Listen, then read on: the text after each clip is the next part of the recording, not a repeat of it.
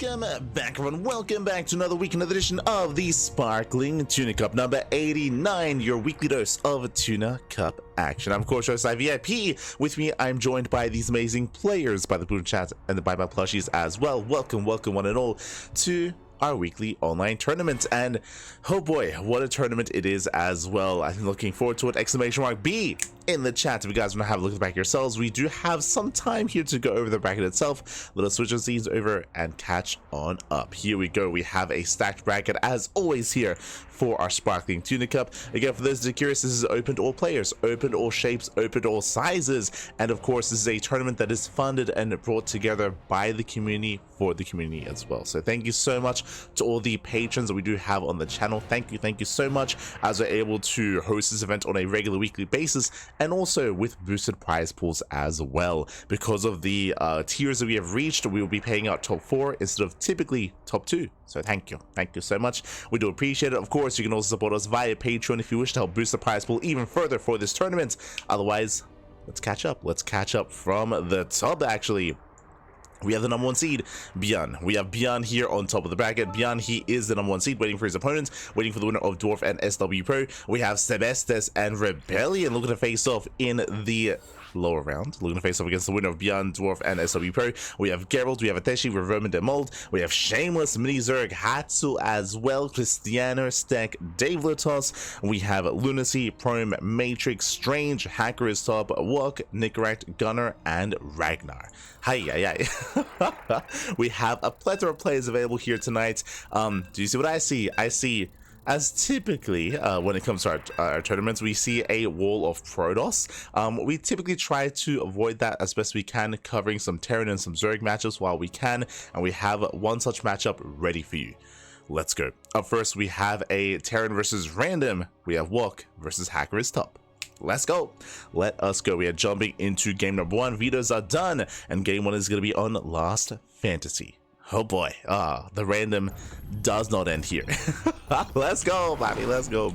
As spawning in the bottom left-hand corner of Last Fantasy, we have the Ukrainian random player landing and rolling on Terran for her RvT team. It is HackErIsTop. The HTT logo, it gets every time. I'm shaking my head. These goddamn weeps. And spawning in the top side of Last Fantasy, we have our Australian Terran player, the Orange Terran. It is WOK. And if you're in the chat, you know what time it is. It is a Gamba time. Predictions are open. Place your bets on who you think will claim the series. Best of luck in the chat. As a reminder, this is a prediction for the entire series, not just for the singular game. Likewise, this is going to be a best of 3, of course, for best of 3. And welcome to Last Fantasy, a 3-player spawn map. So you can spawn in top side, bottom left, and bottom right as well. 3 possible spawn locations. We do have speed zones in the center to help deal with and help allow players to scout that much faster. So speed zones are aplenty right next to the tuna. Tuna's beautiful, might be beautiful. And likewise, we do have a player that WOK is not aware of. Again, WOK doesn't know if he's up against Terran, Protoss, or Zerg. WOK is in the dark.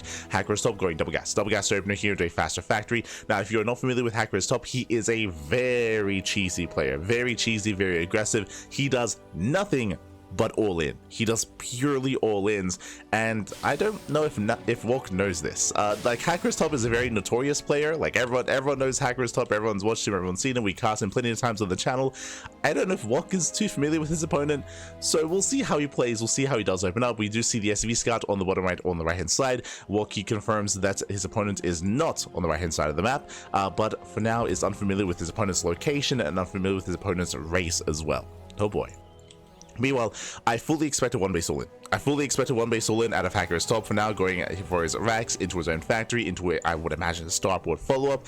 He may pull the boys with this as well, going for a tank-based all-in. For now, we have the reactor on the way, and for now, WOK is still searching for his opponent.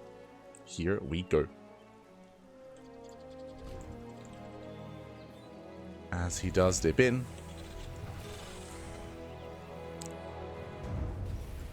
Likewise, SCV does dip in towards the main. Comes in with the SCV scout. He does confirm the raise, does confirm the 111. Good scout here by WOK. Good scout here. So WOK, he confirms there's no expansion. Seeing the starport already in production here is a massive tell. He can just compare it with his own build. He can compare it with his own build. He should be able to recognize, hold up, if you have a starport, that means you should not have a CC. So he should be able to piece it all together here that this should be a very committed build on one base, borderline one base all in. Did he see the tech lab on the factory? He did. He saw the tech lab. He saw everything. He saw tech lab on the factory. He saw the starport on the way as well. He has seen everything he needs to determine that it is going to be a one base all in. Behind this, tank production has begun. The SCV, I mean, he now further confirms. I mean, if he didn't know before, he should 100% know now. Despite that, still going for the CC on the low ground. We need at least bunkers. We need a defensive setup back at home. Otherwise, things are going to go south real fast and real quick. Bunker on the low ground is going to be a bold choice here. Again, bearing in mind that he doesn't have to protect the natural. He has to survive the all-in, essentially. So protecting the natural base is going to be a bold move here. We'll see if he can try to catch the army ahead of time. Speaking of, he does run into the main force. Does run into it. WOK, he does pull away. So far, losing one Reaper already. Nice shuffling here of units from HackErIsTop. Does pull some Marines away. Does pull them back. Does commit. Vikings moving in. WOK back at home, going for his own Cyclone production. But again, this is going to be a tough hold here for the Orange Terran. It's going to be a tough hold. Again, this bunker, I think it's too ambitious to really hold on to. Tank is within range, and the bunker should be going down. Right now, it's going to be buying time here for extra reinforcements. We have Vikings on the way, Marines on the way. Cyclone comes in with a lock-on. Does get a lock-on on the Viking. Not bad. Get some extra shots off. Does get a couple shots. Second tank is being rallied across the map. And the one base all in, it does continue. As he's shelling away. Shelling away. Yes, the bunker is going to go down. Likewise, WOK should be happy to just lift up the CC. Again, he doesn't have to protect that natural base. He can't give up on it. Just has to pull back to the main. Pulling back to the main base. HackErIsTop is still pushing forward, gaining more ground. Now within range of the wall, within range of the production. At least he should be moving within range, as the tanks are a little bit far back. Oof. Catching out a Marine, catching out a Viking. Oh, barely not. Yeah, big overextension. They trade 1 for 1. 1 for 1 on the Vikings. We have 2 more Vikings on the way. Tanks are pushing forward. We have more Vikings in production. They're moving out. As HackErIsTop, he should maintain a Viking lead. And yeah, now he's within range of the production. There we go. Third Viking has arrived. And without that Cyclone support, he does need it. Yeah, Cyclone a little bit too far back. Once again, trades 1 for 1. And WOK, he will lose control of the air. He will lose control of the main, the ramp. He's supply blocked. And everything's going south. Everything is going south from here on forward. It looks like the main base is going to be compromised. Yeah, so evacuate the main. He's within range. Oh my god. Is within range. The boys are being pulled. And that desperation move here from WOK. He does try to push down the ramp. Takes down one of the tanks. Vikings that land behind this. Takes down a second tank as well. Oof. And yeah, he's not going to leave this up. It's not going to happen here. He's down to 1 final tank. Has to pull back. That's 14 SCV kills. Goes to the mass repair. Vikings landing in. And WOK has been broken. GG gets called, and HackErIsTop will take game number 1. Ooh, GG. GG, well played, HackErIsTop. He will take a lead in the series. Again, one base all-in is expected from our random player. Meanwhile, from the side of WOK, it take a while to realize what was going on. Likewise, I don't know how experienced WOK is when it comes to defending against one base all-ins. Again, going for that low ground defense was very ambitious. Also, unfortunately, a lot of the production was all choked up at the ramp, not a little bit further back. So once the ramp was compromised, everything was compromised. The supply blocks, the production, everything was all under fire at that ramp. It was such a crucial location there, such a valuable location, and of course, HackErIsTop did take it over. With that, we're now getting into game number 2.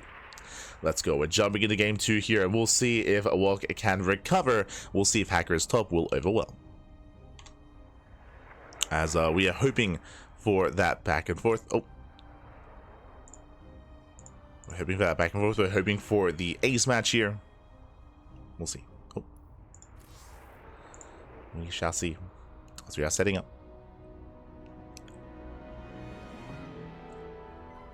Game 2 is going to be on Frostline. Game 3 is going to be on Whispers of Gold.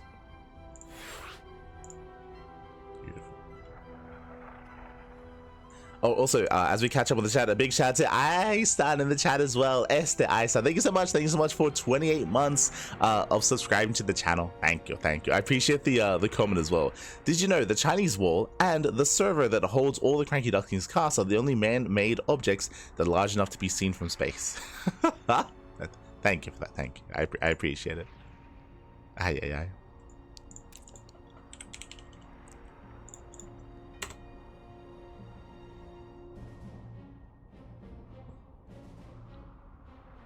It's excellent, but we do appreciate it, as we are setting up for that second game.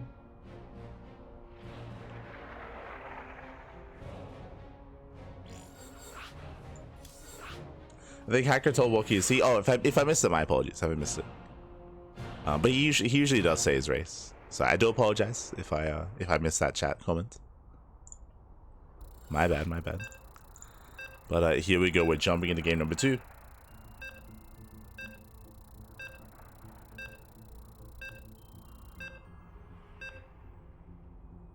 Is that okay? I feel like Lloyd's voice is a bit different. Oh no, oh no. I'm a little bit congested. It should be okay. Should be okay, pappy.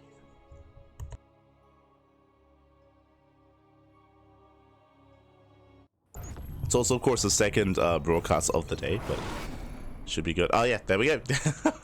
My apologies. It does say his race ahead of time, and here we go. Spawning in the bottom left-hand corner of first line, we have the Ukrainian random player landing this time on Zerg, leading the series 1-0, and also, of course, letting his opponent know his race. It is HackErIsTop for HackErIT team. And spawning in the top right-hand corner, we have the Australian Terran player, the Orange Terran. It is WOK. All the emos. Let's go, Bobby. Let's go. As we are settling in. Ah, no. The Zoomers are speaking to each other. Oh, no.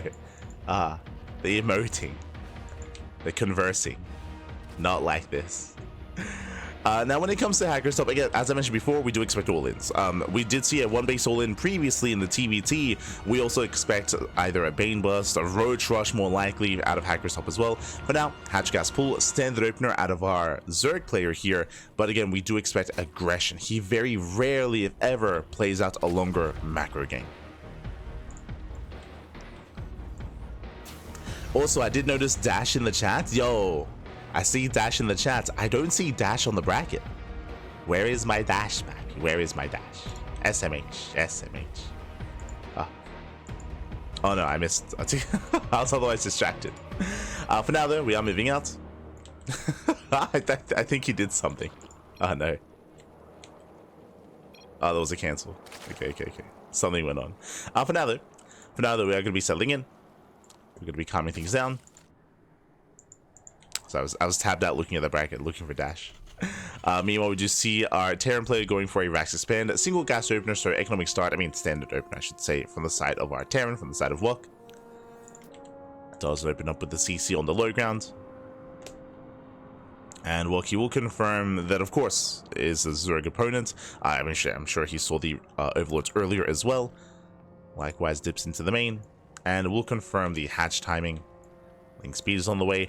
More importantly, staying in gas. This is the most important thing here. We're staying in gas. We did mention earlier that HackErIsTop is known for all-ins, known for aggression. With this early gas income, we can go for a Bailey Nest earlier on. We can go for a Roach Warren. We can try to go for a faster lair timing and go for like a Ling Queen Nidus all-in. But noticing this gas here, I'm sure and I hope that WOK did notice the gas income, that it was continuing. That is a big sign that something wrong is happening, some shenanigans are afoot. As he does reconfirm, does rescout, is aware. Third base is being taken for now. We just see it droning here from our Zerg player. Likewise, we have our initial 1-1 opener here into, I'm hoping Starport before CC for a little bit of a safer play. Yep, there it is, 1-1-1 out of WOK. So a very safe play out of our Terran player. With this, we can go into earlier Banshee production, and we should be safe against something like early game Roaches and early Roach aggression. But we do see it is going to be a fast lair out of HackErIsTop. Okay, now we see what the gas was for. Now with this fast layer, we're taking another gas geyser. If we go up to 3 and 4 gases, this could be the beginning of 2-base Muta. This could otherwise be something like Nidus play as well. Second gas geyser can facilitate for a Nidus Worm to go for a Link Queen Nidus will in across the map. Likewise, this can lead into Drop Lord play or maybe something different. We'll see.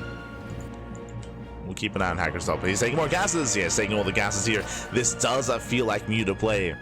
I mean, technically, this could be like a weird Miyamika build where you rush into Hydras, but I'm expecting Spire play out of HackErIsTop. Hellions, they poke in. They will threaten the bases. Lings, they do move in. They do respond. Queen count is very low. Only 2 queen. Jesus. I mean, the Hellions, they get a full scout. They do confirm the timing of the lair. He does see the gases at the main and in the natural, so he should be aware that something is wrong. Should be aware that most likely there should be a Spire here as the drone. Oh my god. Miyamika. Okay. So I'm glad that I brought it up earlier, but it is not 2-base Muta. It is going to be a rush into Hydras instead. Now, Miyamika did have a build where he, in this matchup, by the way, where he would rush into early Hydra tech. I believe he would often rush into earlier upgrades as well, into mass Hydra, into a Hydra base all-in on 3 bases. We'll see how HackErIsTop brings this all together. He's let him cook, man. Let him cook. He's rushing into, he's crazy. He's rushing into Lunkers, Pappy. Oh my god. He's an animal. Meanwhile, Hellions are hit him. Oh no, no, no, no. Oh no. Drones are going to be going down. They do pull into the Hellions. Oh my god. And they're going to get roasted here. 7. Drones going to be going down. Did I say 7? Getting up to 8, up to 9 workers. Ay, ay, ay. That should not have happened. Again, this was a standard amount of Hellions. And again, HackErIsTop, he did cut Queen production. He cut Link production. He gets punished. He pulls into the Hellions. And that is a brutal amount of damage here. The mineral line gets roasted. Is that enough though? I mean, for now, WOK does have a greater economy, and all he has to do is just calm things down. He's going for a 3rd TC, shaking his vision. He did see the gases. He did not see what was happening, and WOK, I don't blame him. He's reading this as Muta play. We have turrets in the natural, turrets in the main. So it makes sense, right? Like, based on what he's seen, gases and a lair, a standard, what would make sense here is Muta play, right? Is going to be Spire tech. Unfortunately, it's anything but. As the Lurker Den is done, and the Lunkers, they're coming. Oh god. This is crazy. This is off of under 2-base saturation, by the way, because of the Hellion damage done earlier. That we're undersaturated the natural, like not even 2-base saturation. This is crazy. This is insane. Let's go. It's gonna be 3 Lunkers. I believe we should be able to like afford 5 if there wasn't that early game damage. We're pushing into 2 tanks. These tanks, I don't know if you can break them. And here we go. He's rushing in. Lurkers, the burrow. The first tank is within range. The first tank should go down. What about the second tank though? Okay, we'll get on top of it as well. The tank. Can he get it? Can he get the tank? One more volley. He will. Tank goes down. Boys are being pulled into Lunkers. 20 SCVs go down. Oh god, no. The SCV kills. It's crazy. 26 SCVs. Ay, ay, ay. And with that WOK, he's barely holding on. He does have triple CC. He does have triple mules. And WOK should not have that Lurker to morph in. There we go. It's going to be denied. But the damage that HackErIsTop took earlier here, I mean, and now it's been received here from WOK as well. He has reciprocated. More Lunkers on the way. And now there are 2 less tanks. Now, when it comes to the next push, there should be 1 tank. There should be 1 tank here available. Actually, he's moving in with 2 Lurkers. Oh no! WOK, he doesn't see the Lunkers. They're coming in. He's crazy. Oh my god. Yeah, once again, HackErIsTop, he's overextending. He's overextending. He will lose 1 of his Lurkers. Very prematurely. Now morphing in a second Lurker. He's moving in with 1. He's moving in. The tank will siege. Yeah, tank does siege up. Ooh, is there a scan? Uh oh. No scan. No scan available. Ooh, despite that. Looks like it was barely within range of the turret. But scans are limited. Depots go down. WOK, he's supply blocked. Oh, now's not the time. Now's not the time for a supply block here. As Lunkers, they're barely boring within range. Another one getting in as well. Lings, they going for the dive. Second tank is on siege. Gets 1 of the tanks. He does get 1. Does get 1. Now going for the other. 1, 2 Lurkers go down. There's 1 Lurker left. Oh my god, does drag within range. So he takes down the final Lurker. WOK is holding. WOK, he does hold. Honestly, if HackErIsTop wanted to, he could drone. He could just drone from here, but no, he's still rushing it. Oh no, he breaks through! The tank is exposed, and the final tank is barely gonna go down. Lings, they do break the natural base, just barely. They're gonna surround, Marines are going down, no combat shields. And HackErIsTop, he's done it. He's done it, he has broken the natural, just barely. He's crazy. With a hip, with like, he never had like more than 3 lunkers, by the way. It was always pushing him with like 2, 3 at the most towards the end. Like, this is a very, it feels like a very delicate build, to be honest. I know he's very much so aping 100%, but it does feel like a very delicate build, rushing into this lurker all in, into this timing, and it barely worked, barely.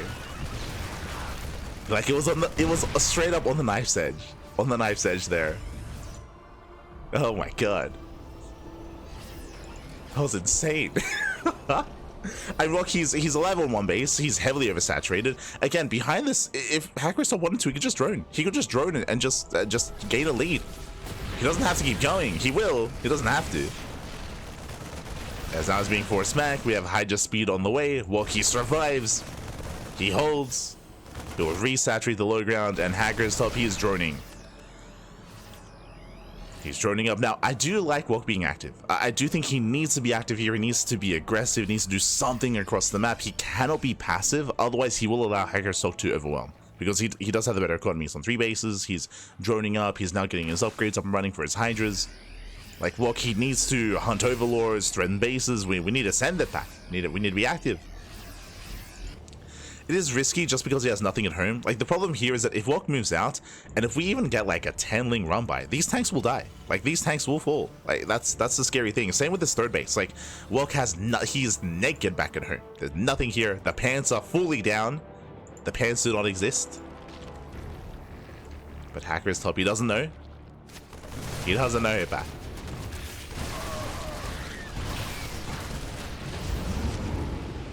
There were never pants here. There were never pants. Ah.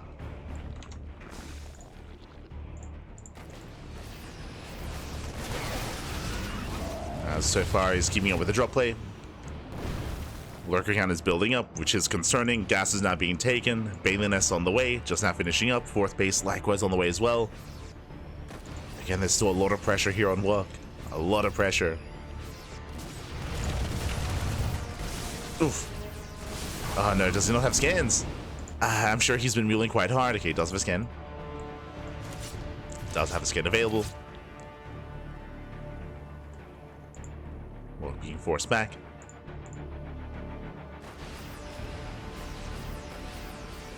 From here, HackErIsTop can dive on those Medivacs.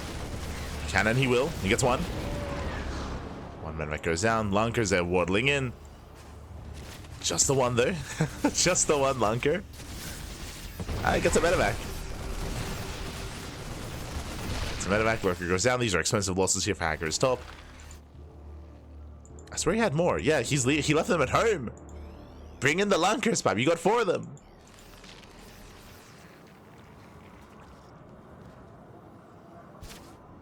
Ooh, that's another Medivac. Barely gets away.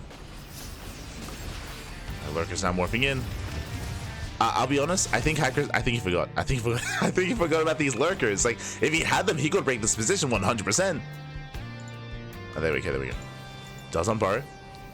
He's moving in. Going for a run by towards the natural instead. This is still very tense, very close. WOK moving out. We'll catch a couple of these Lurkers. I say a couple. We do get it coming for the surround. Yeah, better concave here for HackErIsTop. Massive shots going up on the fire. Tank is barely going to go down. Liberation, though. The freedom is too much. Takes down all the Hydras. Lurkers to survive. Very messy engage. At the same time, Lurkers, they do waddle by. Into the mineral line. There's a scan. Again, these are expensive losses for HackErIsTop. Behind this, he's on 4 bases. He's on 70 workers. He does have a Bailey Nest. Oof. As WOK, he is out of scans. Yeah, no scans. Not yet. Needs a little bit more time. These are the same 4 lurkers from earlier. This imagine if they were part of the fight. Ay ay ay, these 4 lurkers back. I mean, shout out to HackErIsTop because clearly he's not F2ing. Otherwise he would unburrow everything. Going for another base.